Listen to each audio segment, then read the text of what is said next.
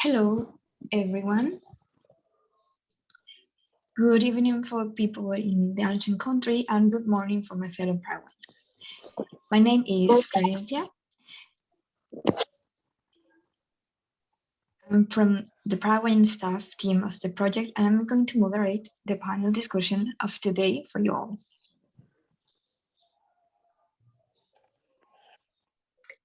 Hello guys, I'm Christina here, and I'm from the staff member of today together from Sri Lanka side, and I'm also one of the moderators for today's sessions.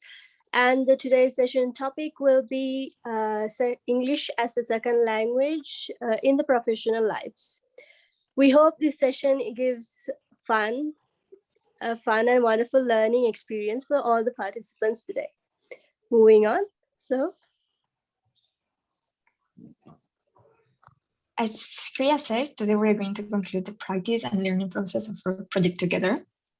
But before starting the day, I would like to explain a little bit about the organizations that manage the whole project. For external people who are joining us today. Together, it's organized by IEEE via affinity groups of SLTC and UNA in partnership with MUN-ELS LTC. IEEE is the global community of women and men who work together for achieving the goal of promote interest in young girls and STEM careers, and helps them to conquer those goals through different and various activities and programs.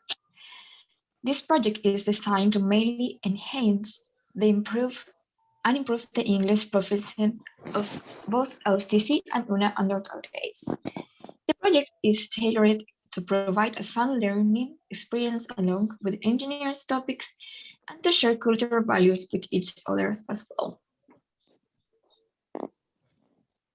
Yes, Flo. So as the project name suggests, it is our wish to bring undergraduates belonging to our universities together and from networking opportunities for the participants. The slogan of the project is Bridging the Gap. This depicting that the three communities would conquer the distance and work for one of the purpose of improving each other. The panel discussions is one of the space of the project, which will be concluding the topic thought during the experience. Flo? Now, I'm going to give a brief explanation of today's panel guest, Tania Vargas. She is an industrial engineer graduated with honors in the Universidad Nacional de Asunción. After finishing college, she moved to US to get her postgraduate degree in project management and Northwestern University with Fulbright Beckel Scholarship. She is the current president of the Paraguayan Fulbright Association. As a volunteer, Tania works actively in two projects: Becca's Paraguay Fulbright boot camps as coordinator since 2019, and TABAR, a project that aims to preserve and tell histories of city using technology. Currently, she is working as a project manager at Softgreen SLTC, a Paraguayan tech company that exports software to international markets. As an union representative, she is a part of the board of trustees of the School of Engineering at the Universidad Nacional of Asunción. Yes, Flo. So moving on to the Sri Lankan panelists, we have Mr. Samantha Wickramasinghe here, and he is a lecturer working at the Center of Communication Skills Development at Sri Lankan Technological Campus. And he also works as a visiting lecturer at NIBM Sri Lanka in the TESOL program offered by the Coventry University, UK. He earned his undergraduate degree in journalism from the North Dakota State University and his master's degrees in TESOL from the Concordia University, Portland, Oregon. So we will be moving on to the panelists. Before that, we have some information to give our participants today. So there will be a link in the chat box, so you can upload your questions through that link if you have any questions to ask from the panelists. Yes, Flo, you had something to say.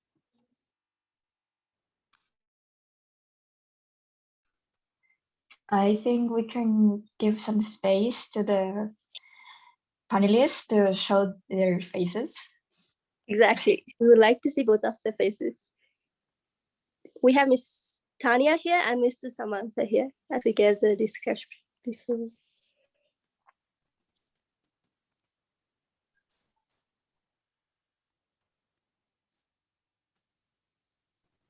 Good evening, sir, and good morning, madam. Hi, how are you? Thank you. Thank you for the invitation and congratulations for the work you are doing and for the ending of this project. I'm happy to be here and I hope I can be of help. We're happy to have you too. Isn't it? Hello, everybody. I'm very glad to be here. I'm excited to talk with you today. Hello, Tania. I'm looking forward to the session. Thank you for having me. So we'll move forward, isn't it, Flo? Yeah, we are moving forward. We have 4 sections in our questions. First, we're going to start with academic and professional development. So, Mr. Sam, can you tell us about your career path and some of your experience working in a foreign country where you use the English language to communicate with colleagues? Thank you. So it's a very interesting question. So when you talk about career path, when I was a student, I traveled to a foreign country. Then I started working, and when I first started working as a student, I worked at the cafeteria. Then I worked I did some cleaning jobs, and because my scholarship money was not enough, I had to earn money for my expenses, and also so I haven't had any work experience before. Therefore, so it was a new experience for me. Then I was working like that while I was going to school. So that's my first professional experience, if you like. Then when I completed my degree, I completed my degree undergraduate in journalism. So I was going to write for a local newspaper. So I applied for various jobs. I was doing some internships as well, doing writing stories and also making videos and all that stuff. But when I graduated, I didn't get the job that I wanted because, I don't know, like everybody's asking for experience, like 2 years experience. So like they want, like most of my colleagues actually are Americans, and also some other colleagues as well. They while they were going to campus, they already got jobs before they went out of the university. So I was one of the people who graduated, and then I was looking for a job. I was like, so everybody is employed. I was kind of late there, but I was looking for jobs and all over the place. And finally, I got some volunteer opportunities. I volunteered in many places. Some places that is not related to my job, but I got a job in a magazine. Then I started writing for the magazine. Then I interviewed people. So I, after like a year, I finally some kind of position, got into a position. But I think, did I answer your question, by the way? Is that what, my kind of professional experience, right?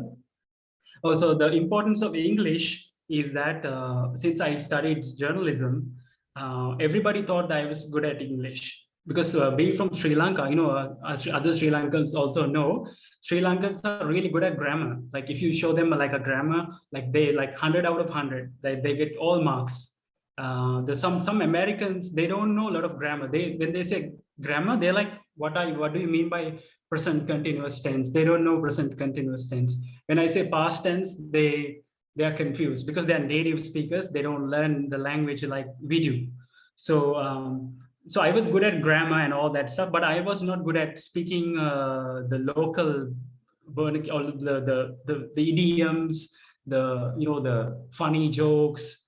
I couldn't make a lot of jokes, so people made fun of me because my jokes were kind of boring. And also, what else?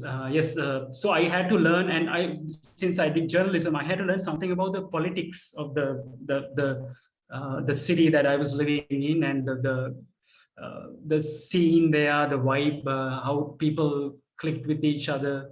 So language played definitely. I knew the language in the sense that I could speak it and write it a little bit, but more I learned about the culture and apply the language in the context of that culture. That's what I tried to do.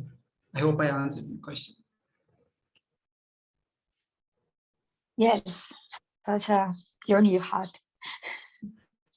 So same question for Tania.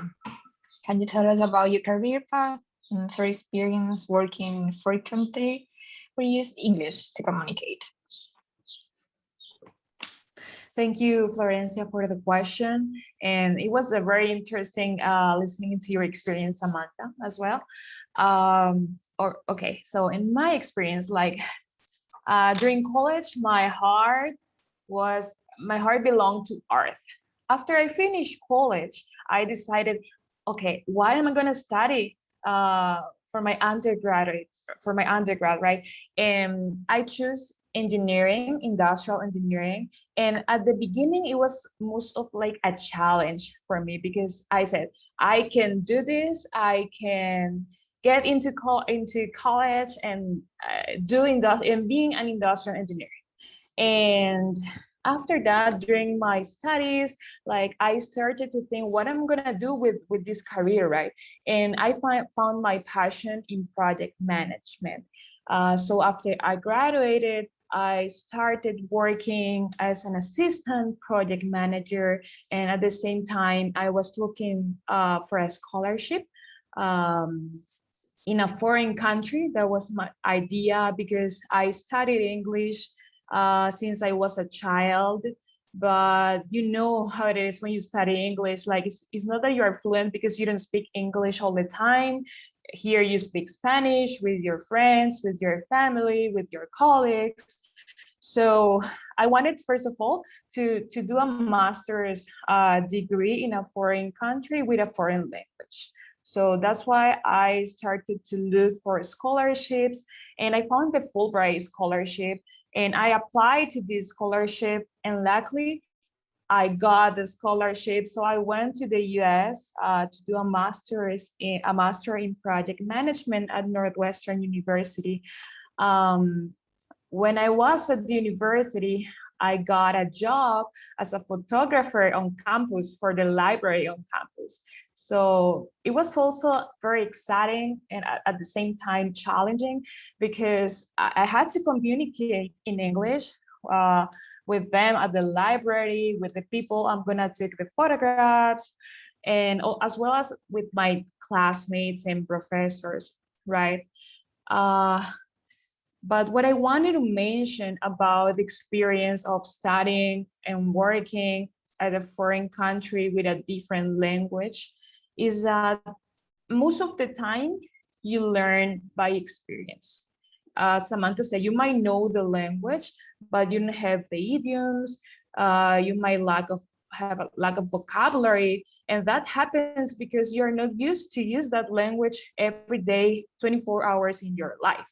So I have a funny experience with I had two roommates at the beginning, and one night one of them was screaming. She came out of her room and she was screaming, and I didn't understand what was happening, right?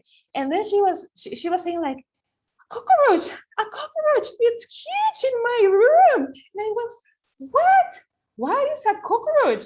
I didn't know that the cockroach in Spanish is called cucaracha. It was called in English, right? So after that, I never forget that the cockroach was its name in English, right? So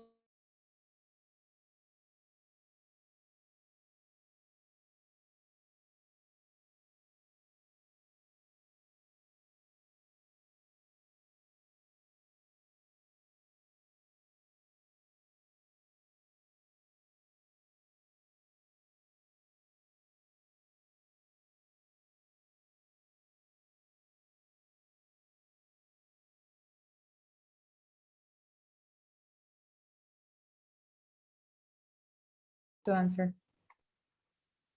Okay, Mr. Samantha, do you have anything to speak? No, we can move on. Likewise, what Tania said, if you have specific questions, I can answer. Yes. Okay, so I have a question from Miss Tania. So do you think that people who are not skilled and fluent in the universal language are less likely to succeed and achieve successful jobs? Well, to work in a foreign country where English is the primary language, you need to understand and speak the language. So I think, yes, it can impact the types of jobs you might be getting. But I don't want people to feel discouraged about this, because now that you're at the university, and if you have in mind that you want to work on a foreign company or in a foreign country or have international clients, you are in a good time, because now you can start to practice English and try to be proficient at the language, having that goal in mind. So yes, my answer is that it can impact your future and prospect jobs. So you should try to get proficiency as soon as possible and start working on that if that is your plan for your life and your career. Yeah, so Thank we you. got the answer. Sorry. So moving on to Flo, you can go ahead. Yeah. Thank you, Ms. Tania, for the answer. And I like to remember all the participants that we have the link in the chat, so we can write your questions that we will be asking the panelists at the end. So moving on with the question from Mrs. Sam. Have you ever experienced a closed door before becoming fluent in the English language?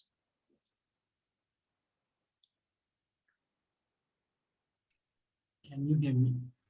Can you hear me? Yeah. Okay. Okay. Closed door.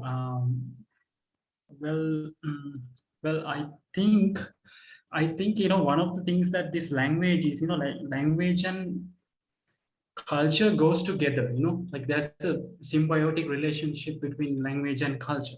So if you ask me if I Sri Lanka, from talking as a Sri Lankan, from the Sri Lankan experience, we know that in Sri Lanka also there's in order to get a job, English is very, very important, because the colonization of the British of the Sri Lanka and many other countries impacted hugely on our culture.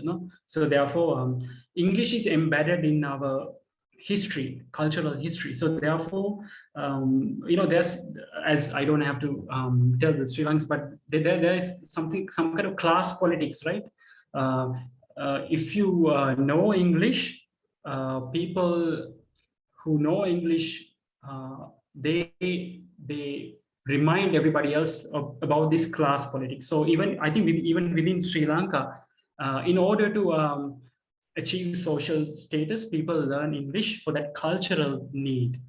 But let's forget Sri Lanka. But if you go outside to a country like Sri Lanka or Japan, what I've noticed is that in many countries, people speak English not as sometimes some kind of class language, cultural language. They speak English to get things done, to work, as some kind of a tool. People use tools to get things done. So you give up that cultural part where, so just because you learn English, it doesn't mean that you are smart, right? Of course, you can be smart and you can be fluent in English, but I think that closed door, to answer your question, I think closed door is associated with the history and the culture of the country or the society that you live in. Even in your own country, whether the fact that you speak English or not can close the door for you. But if you don't speak English really well, but if you go to a foreign country, you might be accepted more because they don't judge you for your accent, for the way you speak, the words that you use. So therefore, I would say I experience more closed doors in Sri Lanka than abroad. Abroad, people are more welcoming. They would ask me, they don't judge me. When I try to speak the language, they encourage me. But in Sri Lanka, it's like you feel awkward. If you get things wrong, you were nervous because, it's the language of the, like class politics. So that's, I hope I answered your question. So. Yeah. Thank you. That's very interesting, actually. I never thought that way. So Priya, I think we can move on with you. Yeah, thank you, Mr. Samantha. That was great. And moving on, I have a question from Miss Tania. And your question is, has English impact on your relationships with your colleagues? Has English ever affected? Well, currently I am working at a software company and we work with clients in Paraguay. We don't have to use English, but we also work with clients in the US, for example.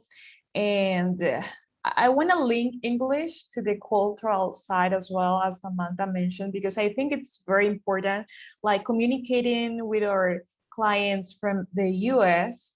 There are some differences, like cultural differences. It's not only the English that I have to be sure that I can communicate what I want to communicate, not only that I am being fluent in what I'm saying.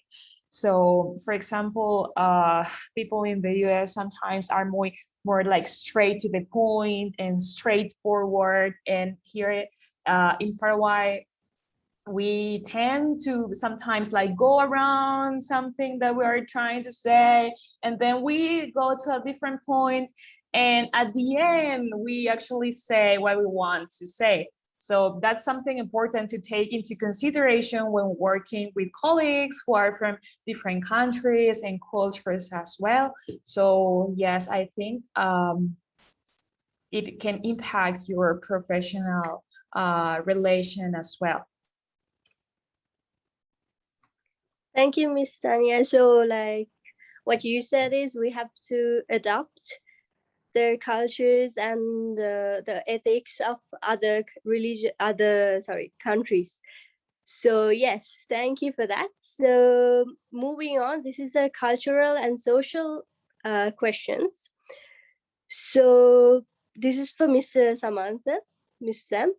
So do you think that before taking a risk by working in a foreign country, we have to first have some experience in the culture and social environment of that country?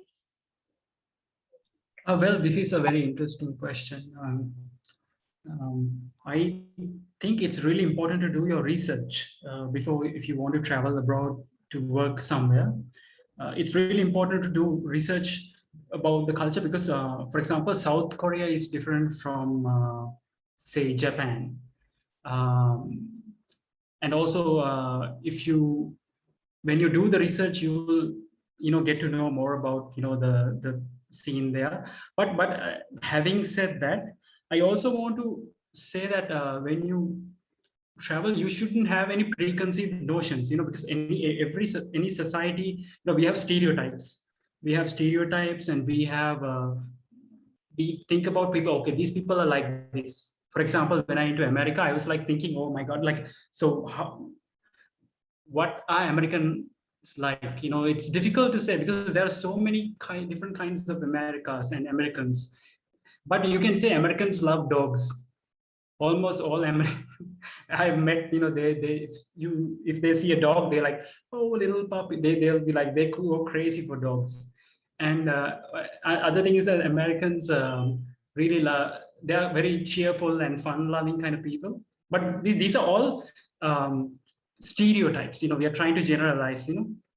So I would say always, you do your research, but when you just set your foot in the country, you just have to let go and be prepared to take everything in.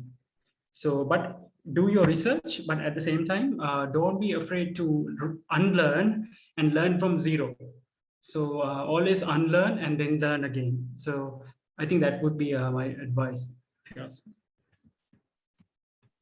Yes, that was a good thing. Like, I think we Sri Lankans, not everybody likes dogs. We'll be like, because there's lots of street dogs everywhere. So like, we'll be like, shoo, shoo, shoo.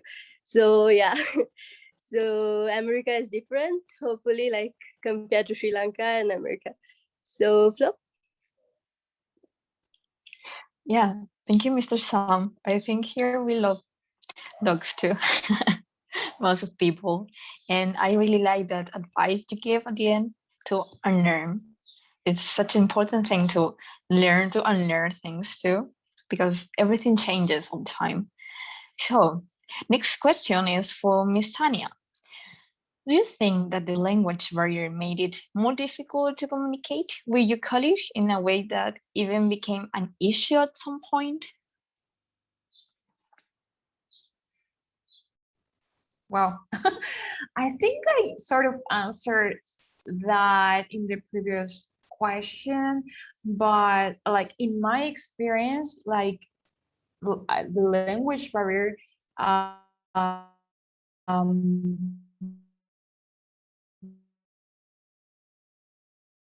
never became, but how to answer that? Do you think that the language barrier made it more difficult to communicate with my colleagues? You said, right? Well, in the professional environment I'm working at, I would say no. Obviously, you feel a difference when you are speaking with a native speaker, and we also have like or is it our accent when we are speaking English, and sometimes you might feel a lack of confidence because of that, like yourself.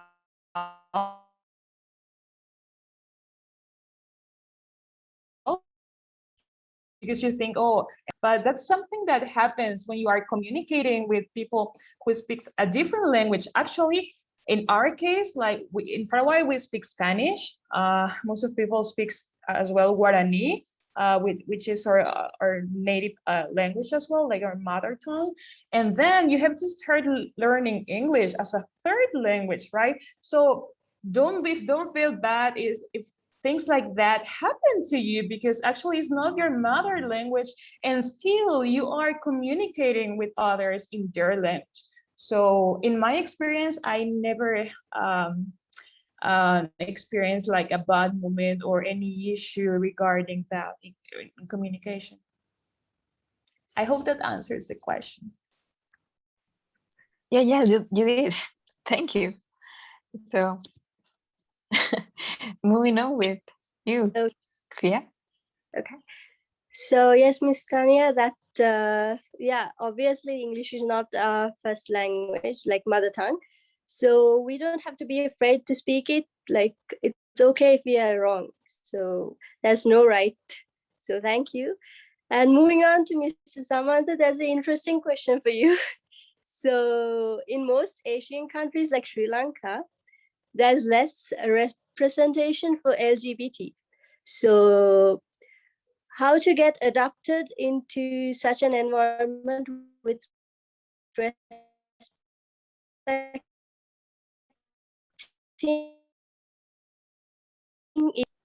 Well, that is a very interesting question. Now, what you have to understand is that sometimes we get stuck in what you call identity politics, where we see them from in their identity, like, but we are all human beings, right? So this, I have a story to share, right? So I had a friend, his name is I think Jake. Yeah, it was name is Jake. Well, we were in the same program, and he was gay, and you know, in Sri Lanka also, obviously, I've known gay people in Sri Lanka as well, but um, like you said, it's behind the, you know, underneath, and nobody talks about it. It's like kind of secret, right? But there are gay people in Sri Lanka too. So anyways, once I went there, so I met this guy, and I was like, he was very outspoken, and he was like, he never apologized for anything, you know, like he was not ashamed of anything, you know. He's like the normal guy, you know, the most average guy that you'll ever meet. Then I once asked him about marriage, his opinion about gay marriage, like, what do you think about the gay marriage, or something like that. Then he was like, he gave me an answer, and he said that he said something like, well, Sam, I am not the spokesperson for gay people, something like that. So since he is gay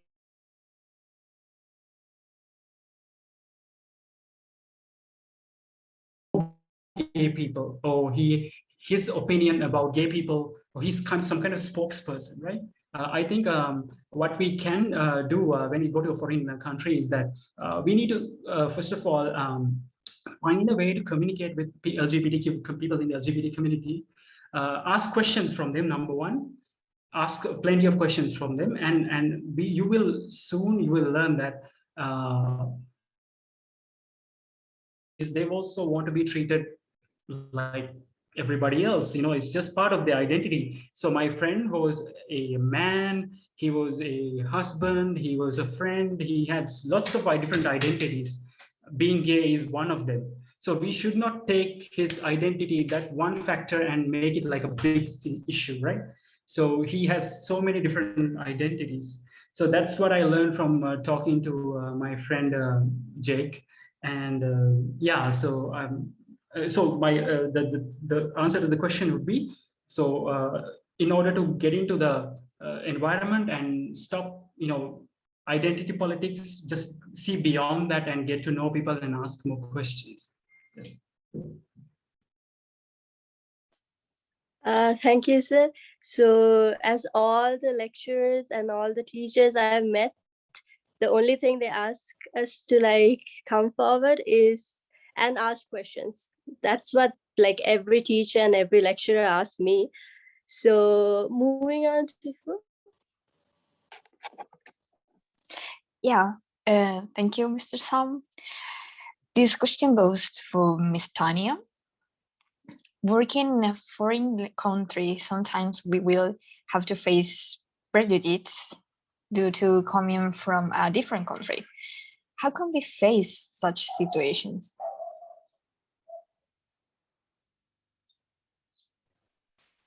Okay, I hope I can give a good answer to this topic.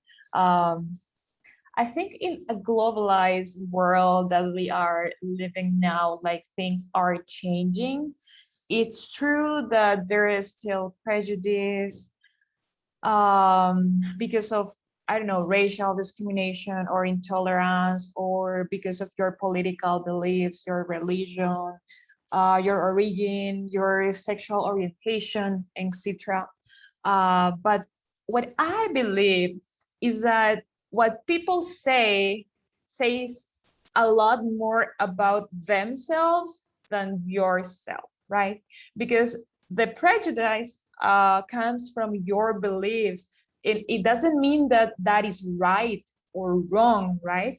So what I think that is important to consider, that's something that Samantha mentioned before, is like when you're going abroad, be prepared to unlearn and learn again. Unlearn, maybe think of your habits, unlearn your bad habits, and try to construct new habits that will help you improve in your professional life and to grow and to build yourself. So I would say focus on that.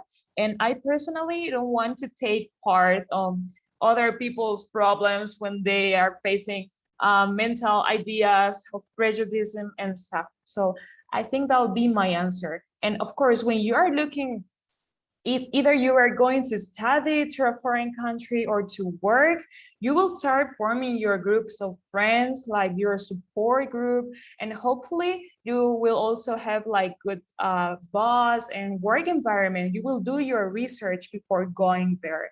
And yeah, that'll be my answer to that question. So it will be to adapt and to find a group that will help you to where you're comfortable, maybe. So I think we will be moving on to the next session with Priya. Yeah. So yes, as Miss Tania said, like I think I feel sorry for the human resource managers, because unwillingly they have to like listen to other people's problems and put everything into their heads. So I feel sorry in that way. So moving on, this is a question for both of the panelists. How do you obtain strength to keep going when you feel like giving up on your goals?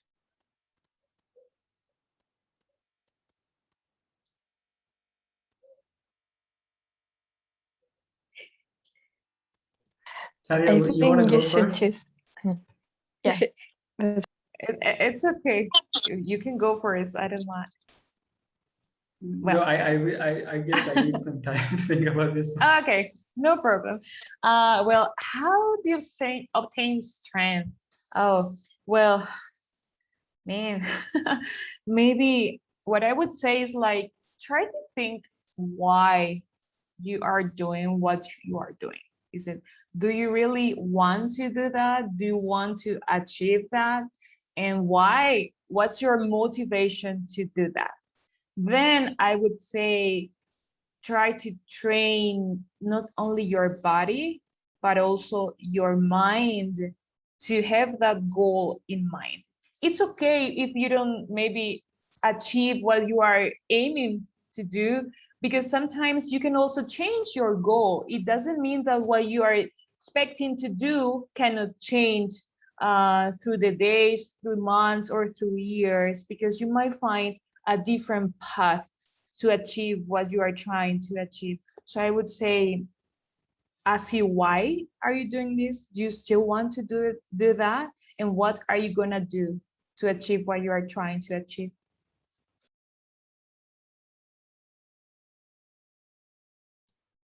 Well, I can also relate to what Tania said, the asking that difficult question, why it's a very difficult question, but it's kind of looking into you and asking what do you really want to do, and it can actually change the ways that we go about our life if you ask that question. But I would also say that in order to gather strength,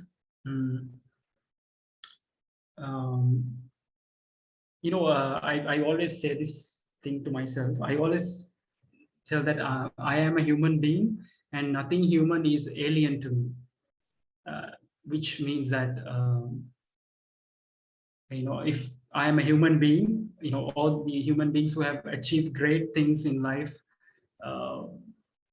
their human beings have gone to the moon and developed systems that are ethical and fair and equal to others.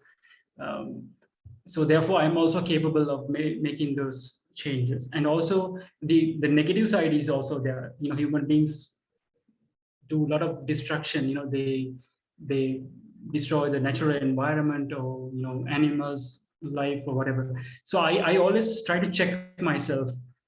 I have never take it for granted. I also could go in that wrong path. So therefore, I always try to think that I look at the positive side and try to be a person who can achieve better things. Yes.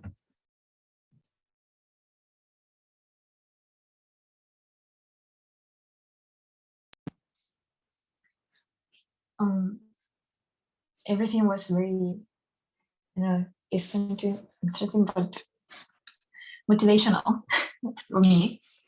I go for rest, but something that Tania said and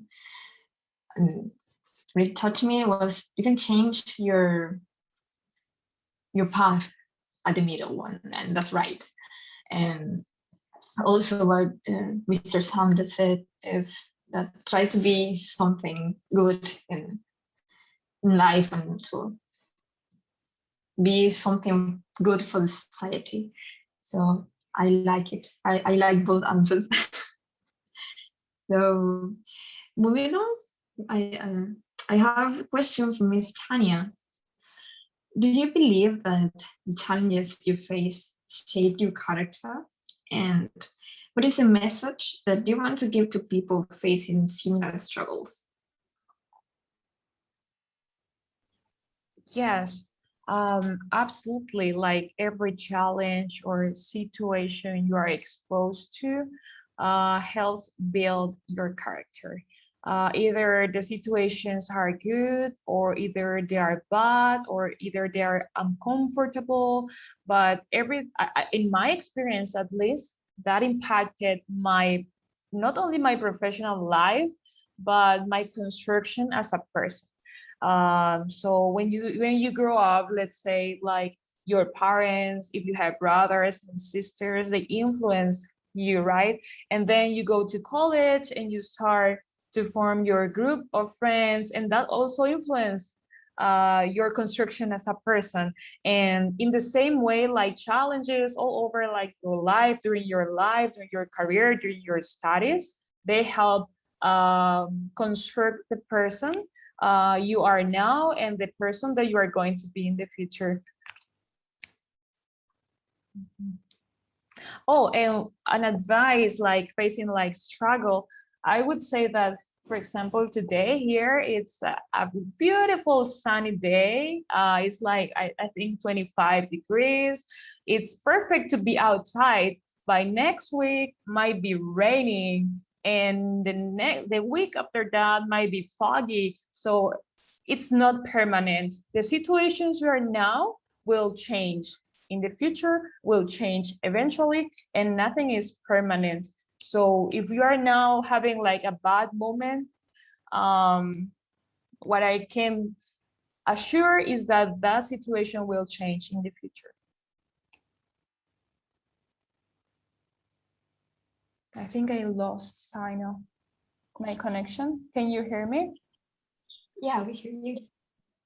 Okay. Everything is fine. Thank you very much. Yeah, a really good advice. So moving on with you, Korea. Okay. Yeah, when Miss Tania said the future would change, don't like be stuck in the present and be worrying about it. That reminds me of the movie Theory of Everything. So if you guys go and watch the movie, you would understand that everything is in your brain. So if you control your brain, don't let others or the situation control your brain. So Mr. Sam, these days due to COVID pandemic, everyone is learning in an isolation situation. So what is your advice on balancing academics, works, and mental health? Well, this is a very difficult question. for me. I invite Tania to also add if something can be added to this. Well, it's difficult. It's not easy, especially during the pandemic, because lots of people die, and it's not a very cheerful environment actually. Now, how do I balance, my mental health? I think mental health is really important, and not many people give enough attention to mental health. I think that's number one. You have to, if you have any kind of spiritual practices, it could be meditation or prayer or because we can't go outside, at least in Sri Lanka, you cannot connect with the nature, the trees, the great source of our humanity, for our happiness and joy, right? Being in the nature and seeing the mountains and rivers, touching things. We don't have it anymore, so we cannot travel. So therefore we don't have that. So you have to take care of your mental health by just staying close to your faith, if you believe in faith. If you don't, have some kind of don't lose your humanity. It's a tough time. So I would say have some kind of artistic or some kind of a creative thing if you're working on some kind of project. I know we work all the time, we do meet deadlines and we do things, but if you're writing a book, or if you are painting, or if you do music, and it's not as easy as it sounds, but I would argue that this is the best time for you to do something like that. This kind of time would never come, because someday this pandemic is going to be over, then the world will be different. Now, how are you going to walk into that world? It's the question. So therefore you should, I think, you do some music or something spiritual, whatever you believe in, and also be sensitive to all the people who are suffering from the pandemic. It's really important to live in reality. Get ground. I mean, obviously you shouldn't take it too seriously, but at the same time, accept the reality, I think, and try to do whatever you were going to do all your life that you couldn't do. You can do it now. So.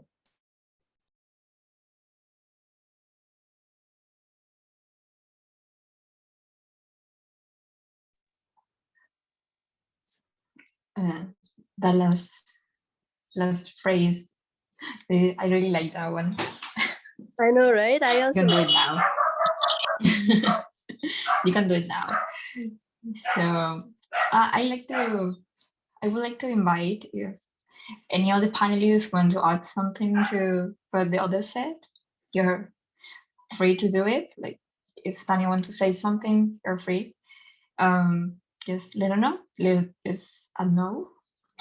So I will be moving with the next question. That would be for Miss Tania.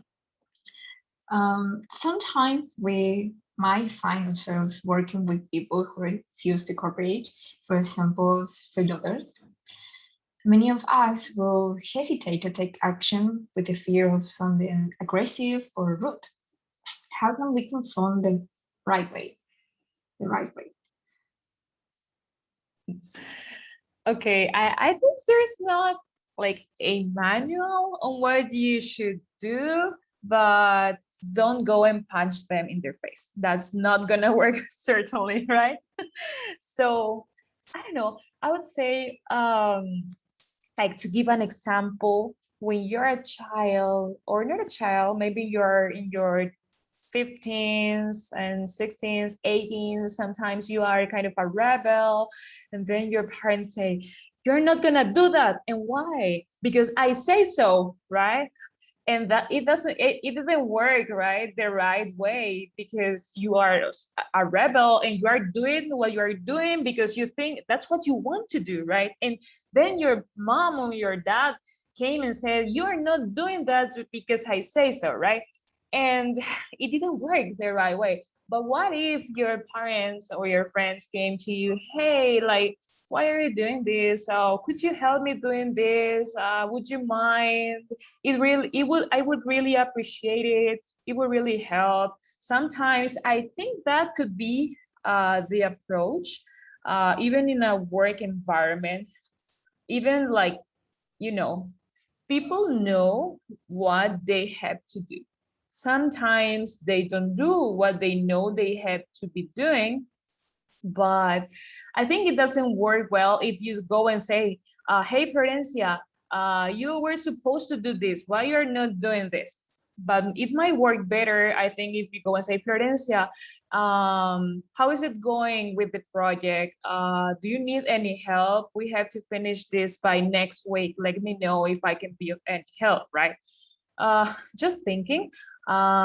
Finally, not everyone at your work has to be your friend, I would say, but it's important to keep environment of respect. And I think that will help guide your relations with your colleagues, right?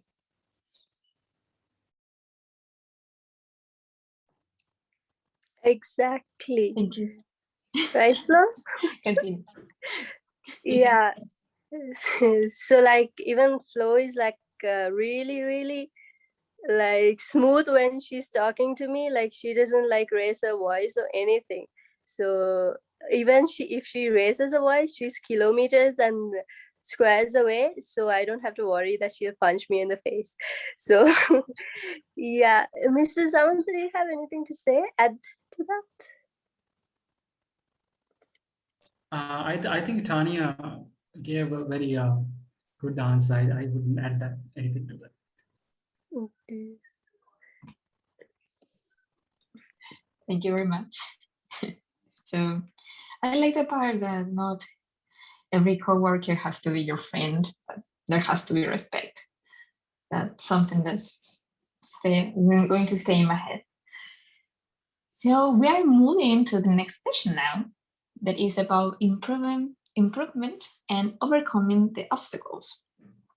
This question goes to Mr. Sam. What advice do you have for young generations to improve their professional development, as many you see are living a virtual life these days? Well, there are various different ways that you can improve. There are online courses that you can take, and also programs. Unlike in Sri Lanka, where I teach at the Sri Lanka Technological Campus, we didn't have an online system. Everybody went to the campus like physically, and online was not our thing. Nobody wanted to do it online. Like teachers, they disliked it very much, and as well as the students but we shifted in like 2 weeks. Everything became online, and like it was I don't know, like a huge difference. Like no political movement, no revolution could not change that. It was a huge change, like the way that people got adapted to online teaching and learning, which was nowadays I teach all my classes online, and all my students, I put them in breakout rooms, and they know how to work there. These students have never even used the LMS, the learning managed systems. Now they are working in virtual rooms and making decisions using whiteboard. I mean, this is huge. As a teacher, I can see that the change. It's like 0 to 40. Like it's a huge change. Now, to answer your question, the way you can grow, I think we are, all of us are at least coping well as students. I think you are learning a lot of things, and you are just. But things that we can't see it anymore. Like we can't socialize now. We don't have compare. So one thing I really liked about this online, the people in Paraguay and Sri Lanka, this panel and the talk, this is actually this helps us to like socialize and actually talk about things where we take a step back and we think, okay, what are we learning in this virtual global environment. Was it ever possible for us to have this conversation from South America to Sri Lanka? It's a huge, distance is huge. Now we are having this conversation. The question is, we can ask, had it been possible if the COVID pandemic did not come? So ask all that question. We need to ask that kind of questions, that we are actually making progress. We are making changes. Just we can't see it. Nobody's telling us we are doing it. That's why we need to create online, not professional also, but we need to create informal socializing, question and answer the sessions, so we have time to step back and think about things.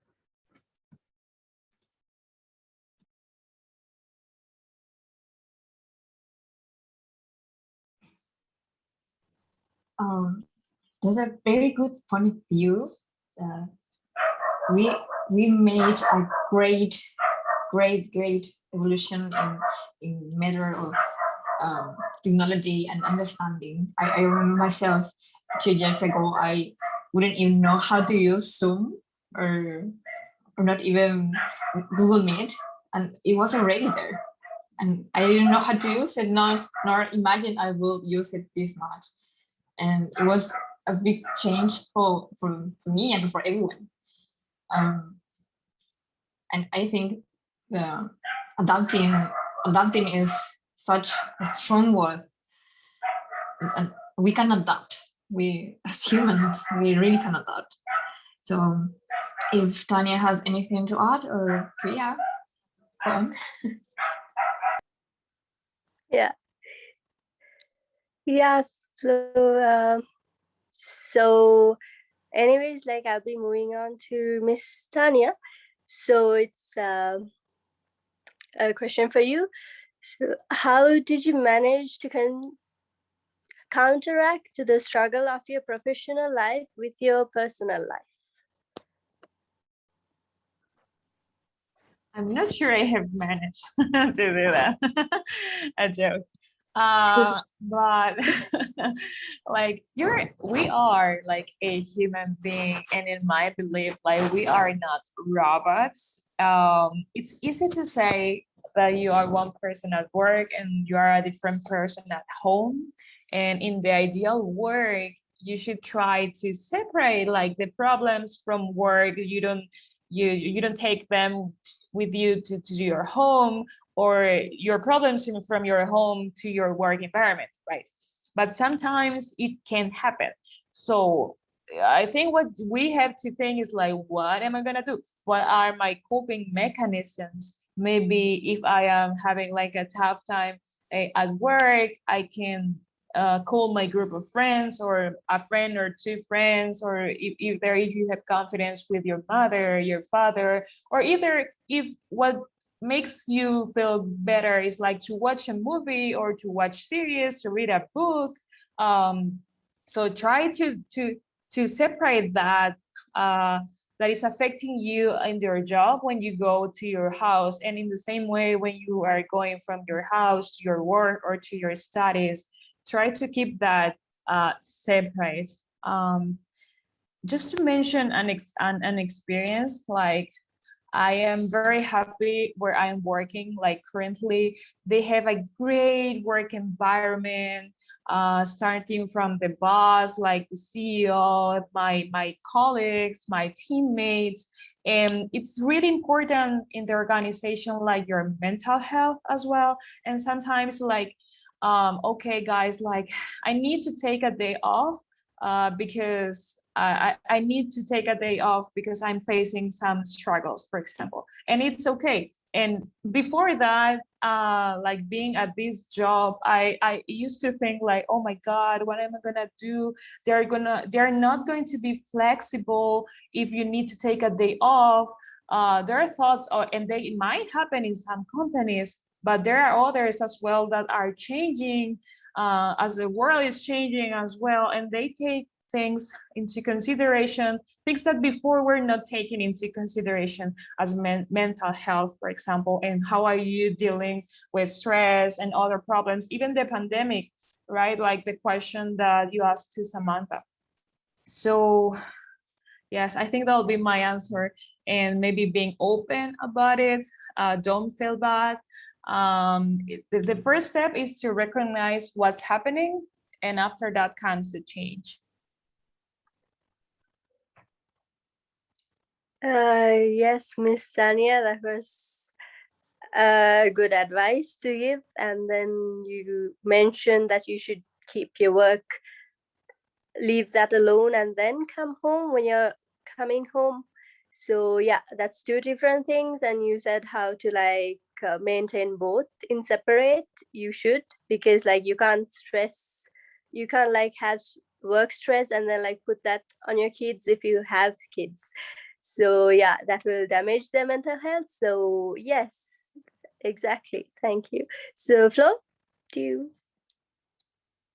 Sorry, it's me again. Sorry. Sorry.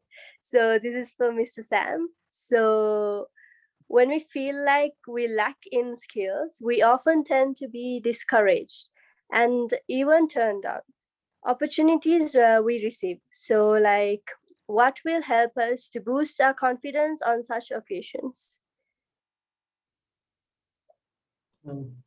Yes, first of all, I'll give a short answer. So you have to prepare yourself. You have to up your game. You have to be prepared, and you have to be serious about what you're going to do. But at the same time, you should keep in mind that if you lose a job, maybe those people who are trying to hire you, their motives and objectives are different. Like, for example, sometimes people who get jobs are not maybe qualified than you are, because the employer wants something else, like maybe a different skill set or different goal they want to achieve. So it's not that you are not smart. I mean, you sometimes people think that because they got rejected from a job interview, they are not. That's rubbish. I know this from experience, because I have seen some people. I've seen people doing interviews. When I look at them, I was like, oh my God, he's going to end up in the organization big time. He's like super cool and answers all the questions. But the employer has a different goal. The employer's goal doesn't align with this person, employee. So what happened was the two didn't meet. The guy was really smart. He could get a better job without any doubt. So I would say, don't get frustrated just because you're not hired. I mean, it doesn't mean anything at all.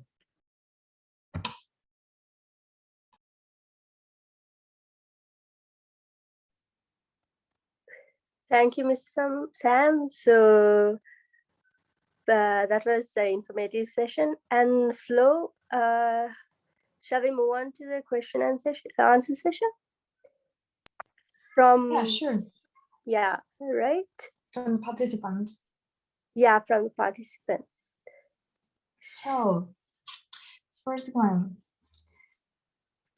I am happy to be in session. What steps do the Sri Lankans take to polish their grammar?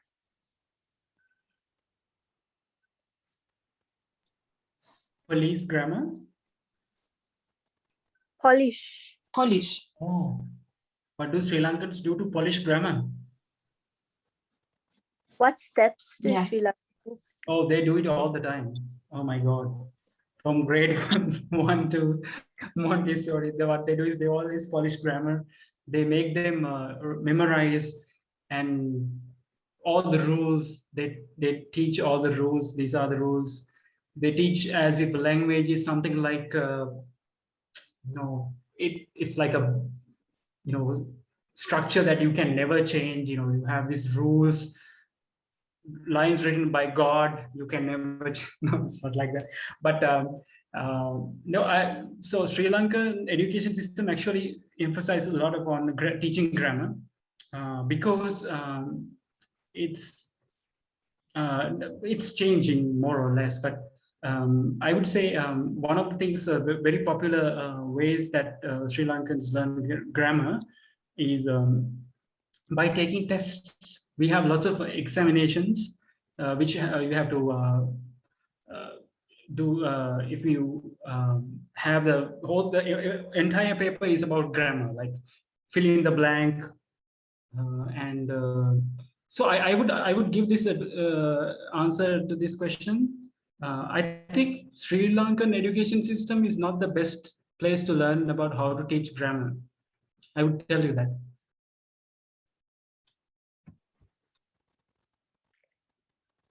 Okay, sir. So Sri Lankan education system is not a better place to polish your grammar. Yes, I get it, because they stress students out. Yes. So moving on to the second question, we have got a question, which is, how interested are the Sri Lankans on Hollywood, and what sort of an effect has it brought upon improving English of them? I think again it goes for Mr. Sam, because Miss Tania is not aware. I think actually I talked a lot actually. I would like all the Sri Lankan students here, Christina and other students. Why don't you all take this question? It's a very interesting question. Yes. So in my point of view, I would say the pronunciations and the accents, some of the accents and some of the way of speaking, way of communications, and everything is, sometimes you learn more in movies than in like your classroom. So I've seen like so many, like my friends, my colleagues, who have like learned English like from A to Z, like from Hollywood movies, you know, because like, and TV series. So like I would think like Hollywood movies are like effective in like when it comes to learning English. So I think that's my point of view. So I don't know about others. So others can also participate, like Mr. Sam said. If I can But- add something. Yes. Yeah, like any movie or a series that you watch, they will help you improve your English. Maybe you are listening new words. Like before I went to the US, I think I never watched a movie like in English actually. Like I used to watch it in Spanish because they put it on TV in Spanish. At that time, like Netflix, I think Netflix didn't exist. Oh no, it existed. Yeah, I'm not too old that old, right?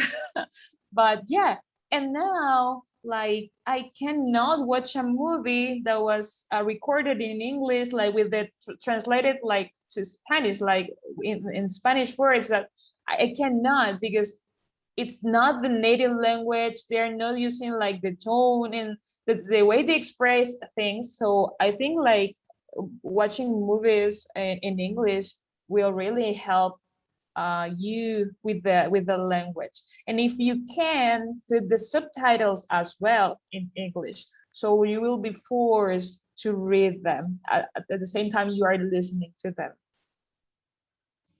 Exactly. Flo, do you have anything to add? We have I think more than 20 people here, so they can also say their opinions about it.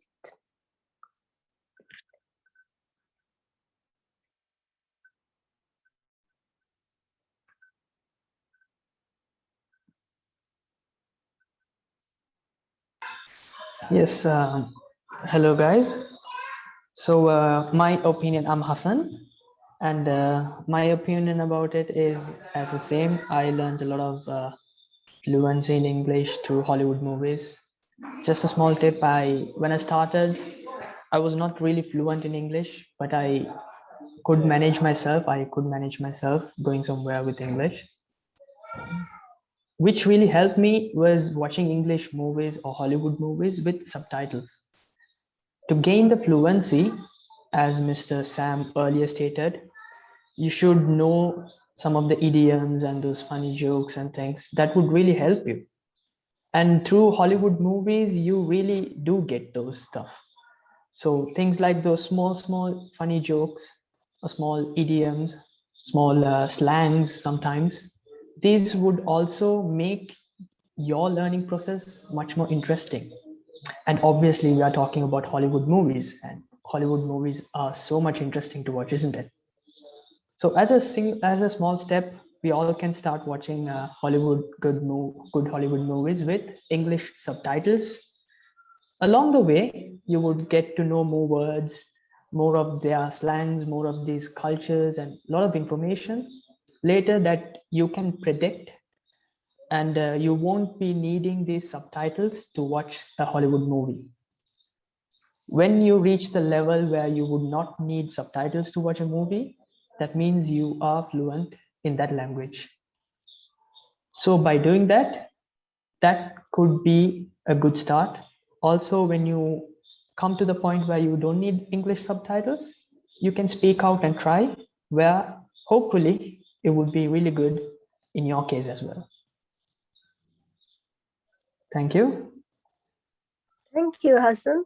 Anyone else?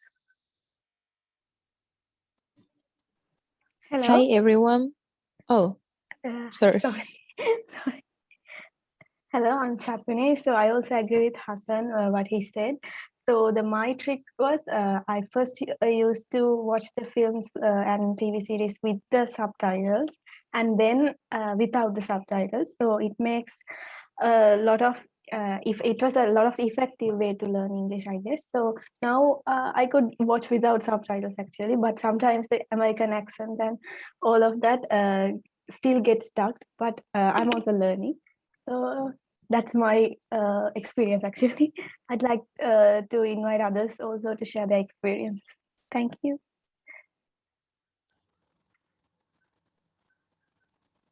Hi, everyone. My name is Yumi. I'm from Paraguay. I just wanted to share that one tip I also used was watching YouTube videos of like English native speakers.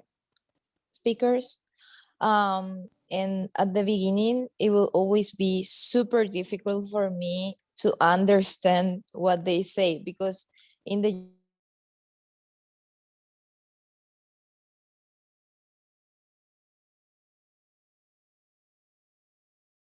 subtitles and kind of try to understand.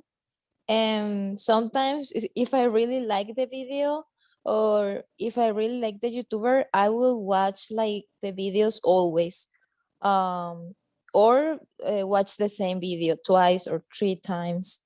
And every time I watch, like I repeat a video, for example, I realized I was understanding more of what the YouTuber was saying. So for me, that was something that really helped me just be able to be watching like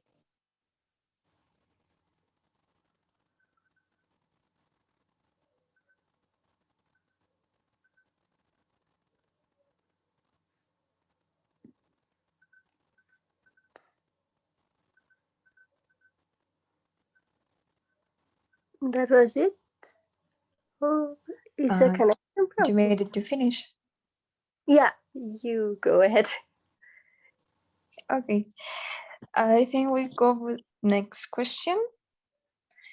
Number 3, right? Number 3. In another country, we will face many changes, not only the cultural changes. So I like to know about how to adapt to other changes like lifestyles and habits.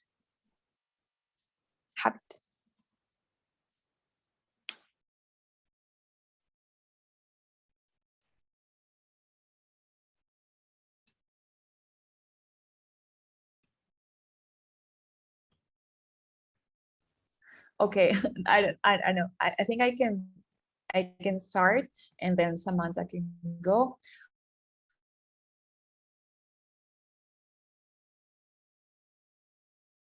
Like habits and lifestyles. Well, I think I will say again what Samantha, I'm gonna use his words, like something that when you are going abroad, like be open to new experiences and be flexible as well. And I don't know. I think that'll be my advice. Like, if you're gonna grow like new habits or lifestyle, just make sure that they are gonna be good habits, right? Because there is always opportunity to learn and to improve yourself.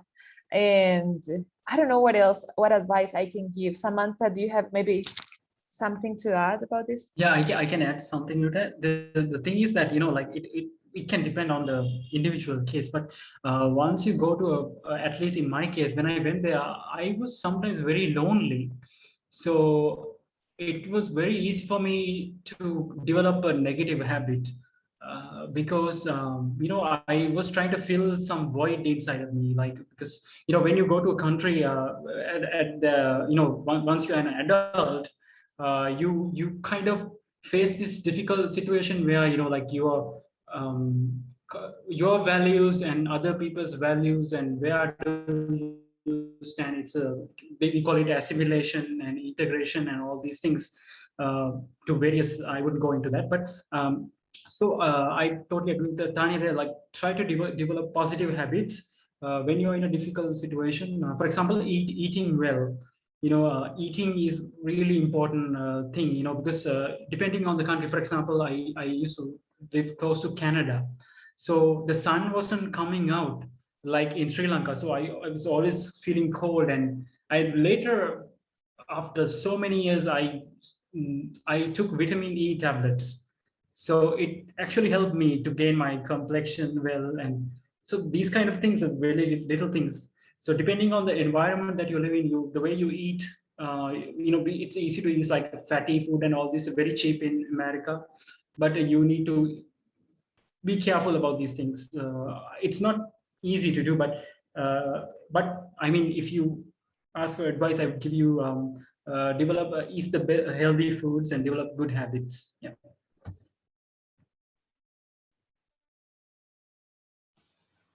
Yes. So did you live in Buffalo, sir? I live in a city called Fargo. Fargo is it's one of the coldest universities. I went to North Dakota State University. It's close to a Canadian border, but yeah, it's far away from Buffalo, New York. Okay. Okay. So the next question is also for both. Has learning a new language, such as English, changed your lifestyle? If so, what do you think of the new lifestyle you gained?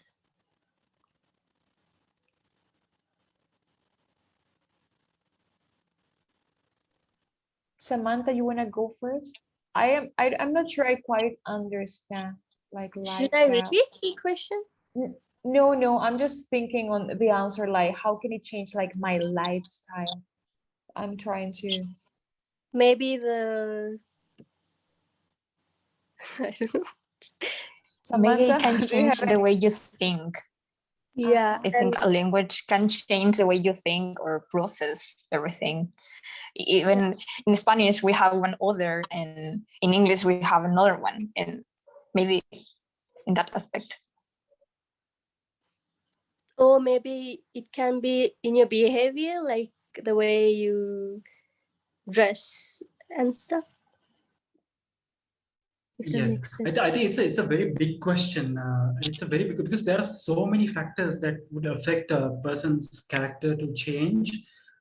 For example, I can tell you about, if I talk about my personal experience, I don't think I changed a lot.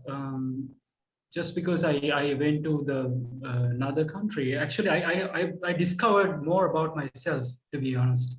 But if you ask about the excuse me, fashion and the way you dress, I think I try to emulate some fashion, or like, for example, from the local environment. Some for very practical reasons, because you had to wear a sweatshirt, and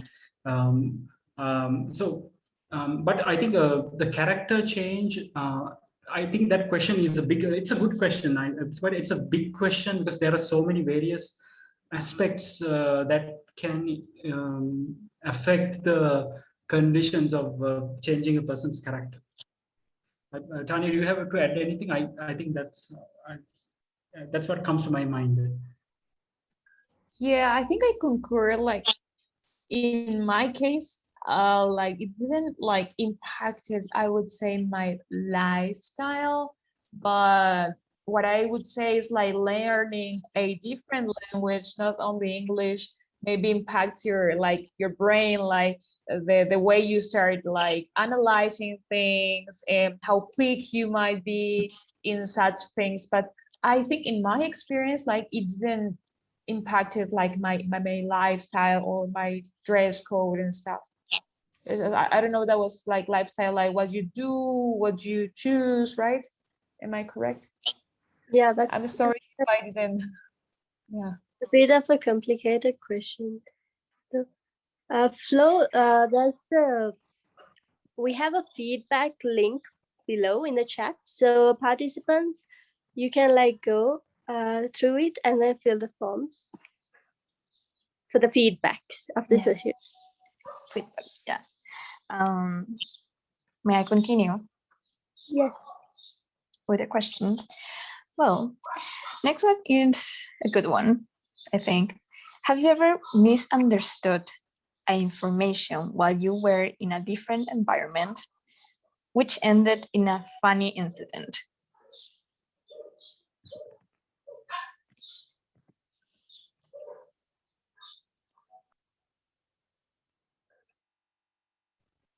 In my case, yes, absolutely. It can happen like with jokes or maybe words or expressions you might not understand. And I think what is important there is just laugh with them. Like if it was a funny situation, and don't be mad. It's not like people maybe are mocking at you, but it's part of the learning experience of speaking a different language, I would say.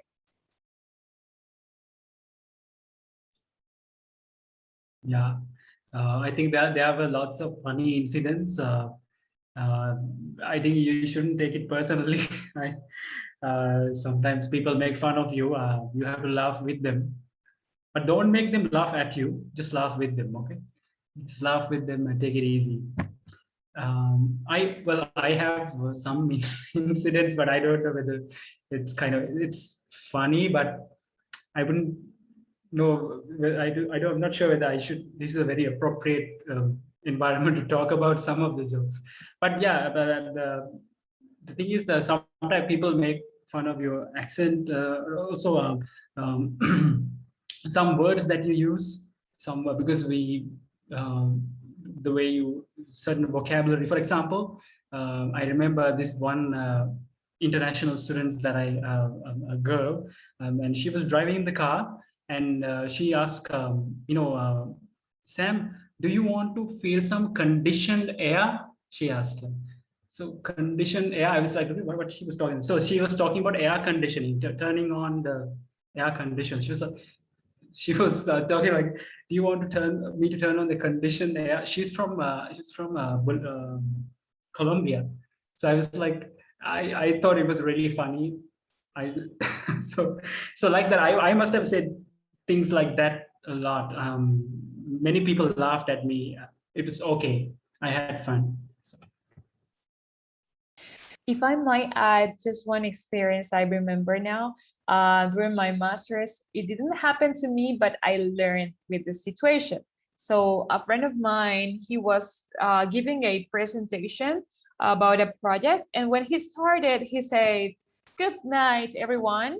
And class started laughing. I was like, what's going on? I didn't understand until someone told me that when you are like saluting or saying hi to someone at night, you don't say good night, you say good evening, right? And you use good night when you are saying goodbye to the person. But in my mind, like Spanish mind, I was thinking, okay, we say, like direct translation is good night. So we say buenas noches when we open a conversation at night, right?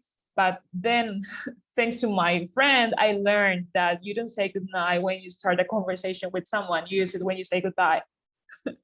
Yeah.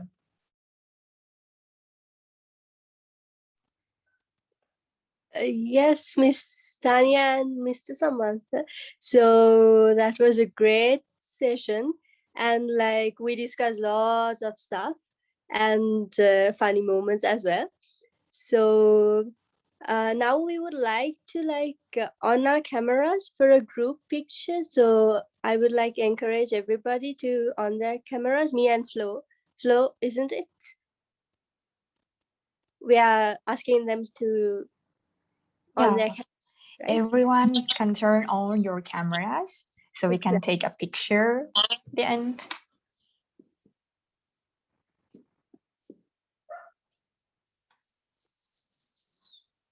We have Hassan. We have Antu. Hi, everyone. So who is taking the picture?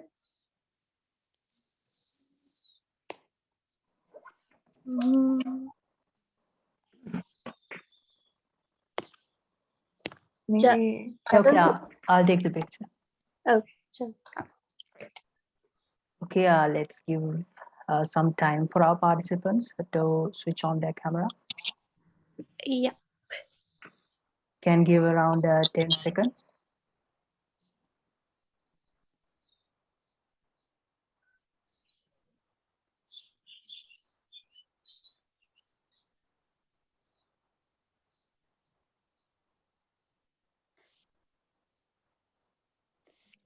Okay, then I think we are good to go. So 3, 2, 1, cheese.